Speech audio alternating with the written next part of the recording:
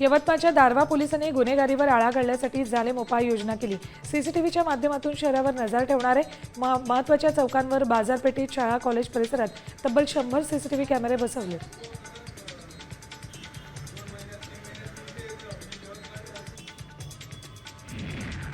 पोळा आणि रविवार अशा सलग आलेल्या सुट्ट्यांमुळे वाशिम कृषी उत्पन्न बाजार समितीचे व्यवहार 3 दिवस बंद राहणार आहेत। या शुक्रवारी पोळा, शनिवारी पोळा कर आणि रविवार अशी 3 दिवस बाजार समिती बंद राहील।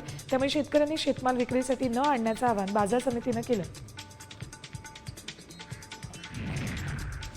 बुलढाण्यात कर्तव्यात कसूर केल्याप्रकरणी 2 डॉक्टरांसह 14 आरोग्य कर्मचाऱ्यांचं निलंबन केले। रुग्णसेवेसाठी सर्व सोयीसुविधा उपलब्ध करूनही रुग्णांच्या सेवेत हलगर्जीपणा केल्यामुळे कारवाई केली।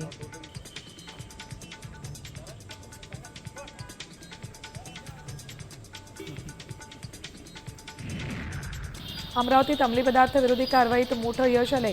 पंचवटी चौकात पोलिसांनी सापळा रचून नावेद शहा आणि एका अल्पवयीन बालिकेला ताब्यात घेतले। तब्बल 8 किलो गांजा त्यांच्याकडून जप्त केलाय। या प्रकरणी एकाला ताब्यात घेऊन गुन्हा दाखल केलाय।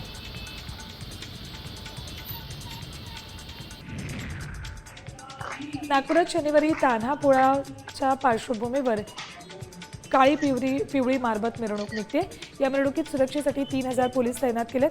ड्रोन कॅमेऱ्यातून परिसरातील प्रत्येक हालचालींवर पोलीस लक्ष ठेवणार आहेत। काळी पिवळी मारबतीची शहीद चौकात गळाभेट होईल।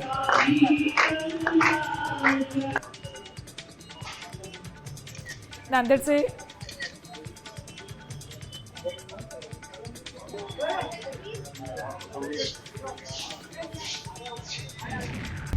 आता isakal.com आहे देशातील नंबर 1 ची मराठी न्यूज वेबसाईट।